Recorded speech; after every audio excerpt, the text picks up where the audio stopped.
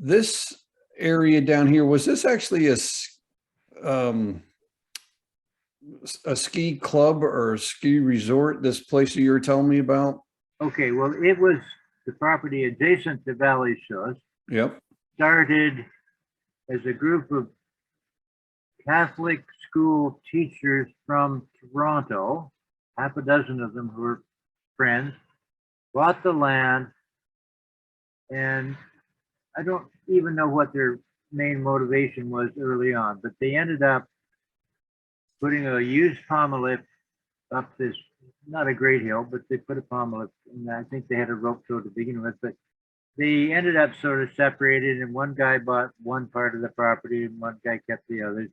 So there was basically two little, one with a pommelift and the other with a couple of rope tows. That rope tow situation became Stanley Vesarias or something like that, and he became Eagle's Nest Apiary, which is, I think, still there. So there was a quasi ski hill there. I don't think they ever made any money at it, but I mean, was it like open to the public so you could go buy a ticket or whatever and ski there for the day? Yeah, I'm sure it was. I do know that Frank Saul, who was the guy who kind of consolidated it after, you know, him and his partners separated, he bought them out. He had the pommelift and a chalet, and he ended up that being is probably still there, Hockley Valley Ecology Retreat Center.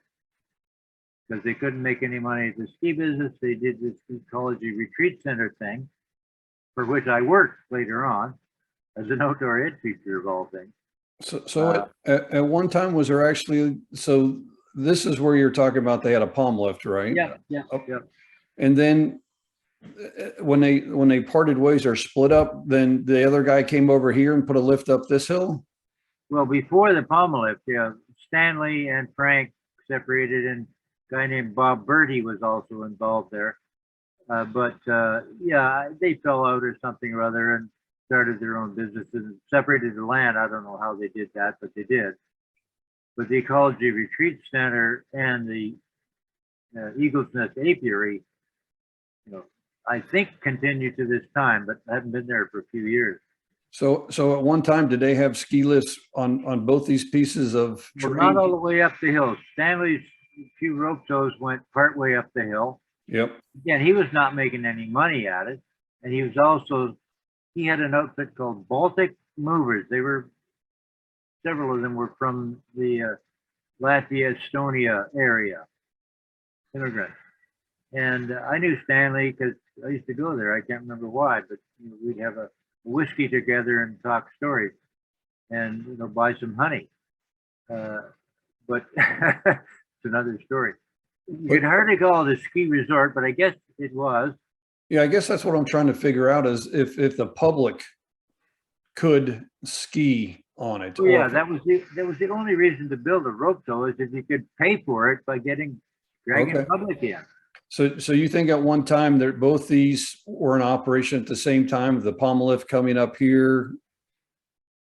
I'm pretty sure of that, yes. And then the rope tow coming halfway up this hill? Yeah, maybe only for 2 or 3 years. Okay, that's interesting. What years do you think that transpired? Late 70s, probably before Valley Schuss burned. I mean, the local history people would know maybe something about that. Maybe I know more than they do. I don't know. Okay. But that Ecology Retreat Center, I worked there on and off for several different times. That curved road there went up to a bunch of cabins in the floodplain of this little creek that came from Valley Schuss and another spot. It was not a great place to build, but I do remember helping to build a washroom facility there and cutting a couple trees down. And I knew Frank, and we rented we traded him. He had a Nodwell slope rowing machine, and we needed more, so we ended up renting his Nodwell for a winter because he had stopped using it. But we did use that Nodwell for a year at Valley Schuss. Okay, so does this seem about right where the top of that pommelift would have been?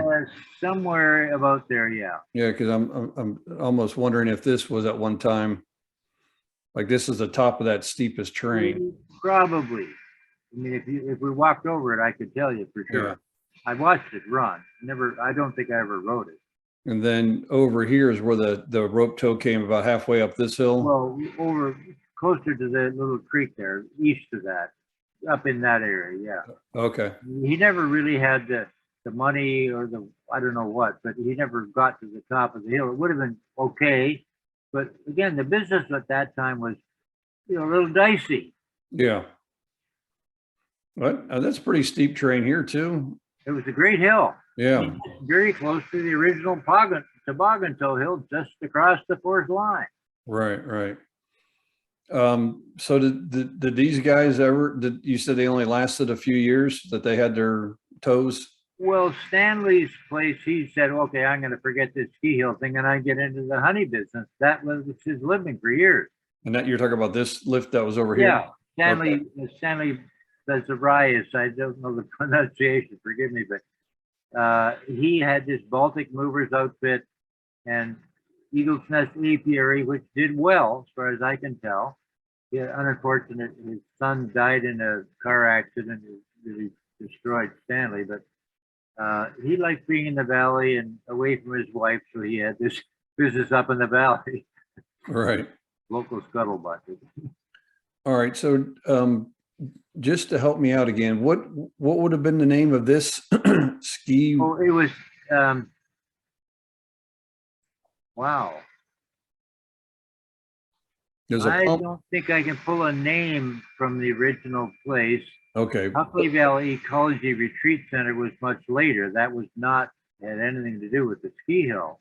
What is that? Is that this piece of terrain, the Hockley Valley Retreat, where the pommel lift was?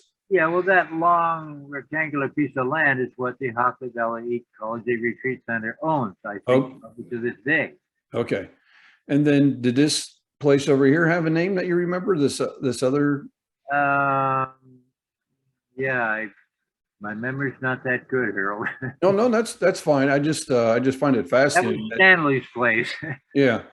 But they did actually have the small lots there were Cecil Smith, whose sons all worked for us, Donnie and Wally and Kenny. And that was the family that owned the 100 acres originally. So where are you talking about now? Well, the places along the Hockley Road. Okay, up here. Yeah, it was all you had to subdivide in order to hang on to the land because times were tough. So you said some folks lived along here that worked at Valley Schuss? Well, yeah, if you go to the corner of the fourth line in the Hockley Road, I think a guy named, I knew him, he bought that from his father-in-law, Cecil Smith, who owned a little narrow place to the east of that.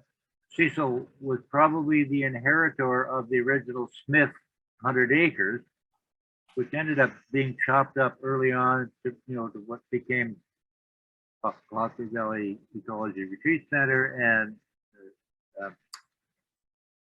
Eagle's Nest, which I think still has a right of way into that big open field. I went there, last time I was in Valley. Yeah, that's Stanley's place. See the roadway? Yeah, he owned a right of way into there. I remember spending time with Stanley, getting drunk on whiskey and talking stories. Way back when. Yeah. He needed company and I was company. I see these buildings over here. Do you think that's part of this retreat, the Hockley Valley Retreat? Sure, yeah, there's a bunch of little cabins in there. Yeah. I helped to build this washroom facility right in that little complex. And my wife, Margaret, and my daughter, Heather, lived there for a winter one time. Okay. I worked on and off for that place. Again, oddly enough, I was a outdoor ed teacher for, a few weeks one summer. So that's been there for quite a while then. I think it's still operating. I haven't heard for a few years, but I'm kind of intrigued because frankly, I'd like to go there sometime if I ever get to the valley and say, oh, I'm Murray Edwards. I think Frank's son, who I knew as a small kid, may still own it. Okay. Well, I mean, like I said, I don't think this image is that old, and you can see there's still structures. Yeah, I suspect it's still operating. Yeah. Cindy's in the room now, but she has a friend who we saw him like 10 years ago. He said, "Oh, I go there once a year. They have this meeting, you know, I connect with them," and that was it. So that was 10 years ago. But Okay. I have a feeling it's still there. Yeah, I bet you it is. I mean, it Well, looks like, it's a good idea. Outdoor ed centers, at the time that was built, outdoor ed centers were burgeoning all over that part of Ontario. Like all the boards in Toronto had their outdoor ed centers. right. And I don't know what the fate of them is. They were expensive, but they're wonderful things. Yeah. So with these two locations, one with the pommel lift and then the other with the rope tows, I mean, were they very basic? They had no snowmaking, no grooming equipment. I'm sure of that. Yeah, so it was just basically a ski lift going up a hill, and that was it. Yeah, well, that's how it started. I mean, if you could build a rope tow and it happened to be a good winter, well, you made a few bucks, maybe not. Gotcha. It was the cost of buying a big piece of sisal rope and an old truck to run it. Not all that expensive to do. Right. Well, I think I told you, Cedar Springs had, they had a truck or a car or something or other. Hockley Valley Ski Club had a couple of Bren Gun carriers left over from the Second World War to drive their ski hill, or their ski tows. What were they called? Bren Gun carriers. You know what a Bren Gun is? You're not old enough to know. It was a gun that was carried on a little tank-like machine in Europe during the Second World War. Okay, so that, These things were surplus after the war. So Benny Friedhoff bought a couple and built rope tows around them. I ended up taking the engine out of them just so I could learn what an engine was about. so what was the purpose of him buying those? Just They for the, drove his rope tows, the original rope tows at Hockley Valley Ski Club were driven by two, I think, Bren Gun carriers and a couple of other old trucks and things like that. all right, well,